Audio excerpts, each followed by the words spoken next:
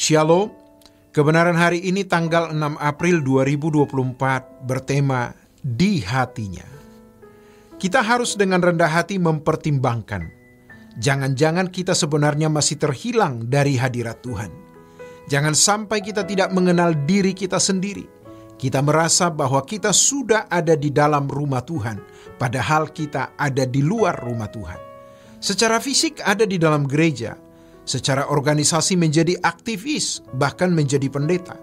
Tapi sebenarnya kita ada di luar hati Tuhan, di luar hati Bapa. Jadi, betapa mengerikan keadaan ini kalau sampai ternyata kita masih ada di luar hati Tuhan. Orang yang belum ada di hati Tuhan adalah orang yang terhilang.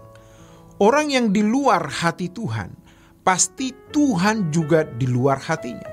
Kita mungkin berkata, Tuhan di hatiku. Mudah mengucapkan kalimat itu. Tapi coba periksa, apakah benar Tuhan di hati kita?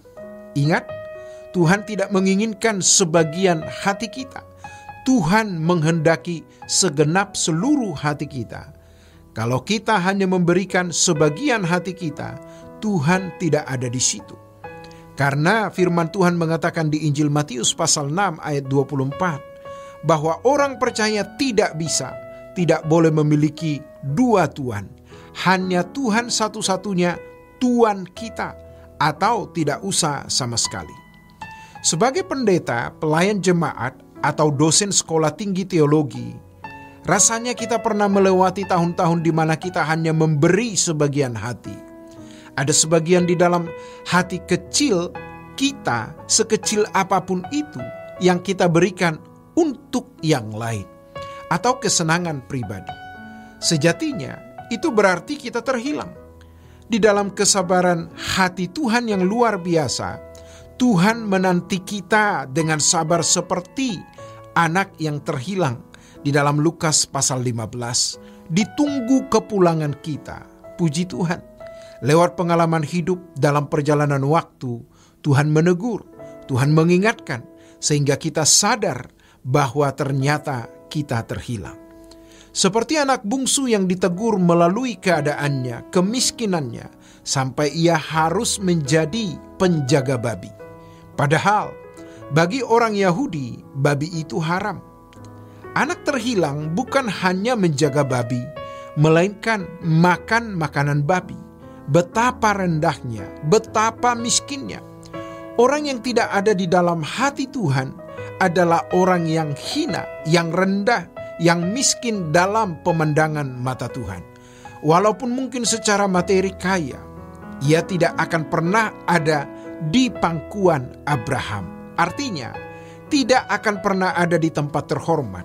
Jadi, mari kita periksa diri kita. Kita ini orang yang terhilang atau tidak? Kalau kita mau menjadi orang yang tidak terhilang, jadikan Tuhan satu-satunya kebahagiaan. Beri seluruh ruangan hati dan hidup kita hanya untuk Tuhan, bukan untuk yang lain. Mungkin orang menilai kita dengan berbagai penilaian. Jangan jadikan itu masalah. Justru hal itu memicu kita untuk bersungguh-sungguh dan menantikan pengadilan Tuhan. Kita terus merenungkan dan menghayati ada panggilan Tuhan. Semua akan dibuka di hadapan Allah. Siapa dan bagaimana kita masing-masing. Jadi, jangan memberi ruangan untuk siapapun dan apapun, apalagi untuk dosa.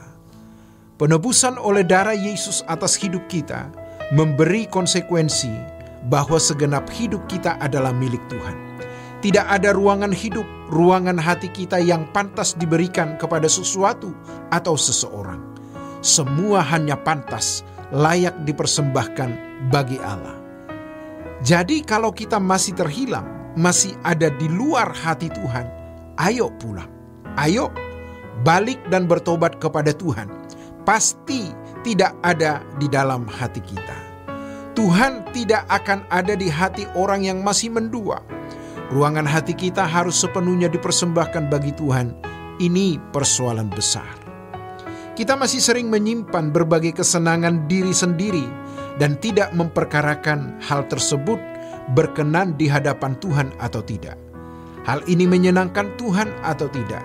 Sebab kita hanyut tenggelam di dalam kesenangan-kesenangan itu, dan berpikir itulah kebahagiaan kita. Tanpa itu tidak bahagia, mengerikan.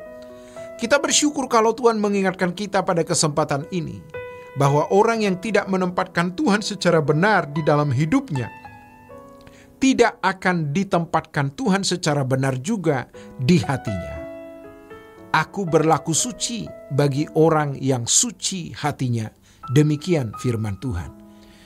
Jadi kalau kita tidak memperlakukan Tuhan secara patut dan pantas, Tuhan pun juga tidak akan memperlakukan kita dengan pantas dan patut. Memang orang-orang Kristen baru yang belum dewasa, ketika hidup sembarangan, suka-suka sendiri, Tuhan masih peluk seperti orang tua yang peluk anak di bawah umur. Tapi kita tidak boleh terus-menerus dalam keadaan suka-suka sendiri. Kita harus menjadi orang yang suka-suka Tuhan, yang hanya mau menuruti kehendak Tuhan, yang prinsipnya seperti prinsip Tuhan Yesus di Yohanes pasal 4 ayat 34. Makananku melakukan kehendak Bapa dan menyelesaikan pekerjaannya. Hanya dengan prinsip hidup seperti ini, kita bisa menempatkan Bapa, menempatkan Tuhan Yesus dalam hati kita. Dan hati kita menjadi istana Bapa, tubuh kita menjadi rumah Tuhan, bait Roh Kudus. Demikianlah kebenaran hari ini. Tuhan Yesus memberkati. Sola Gracia.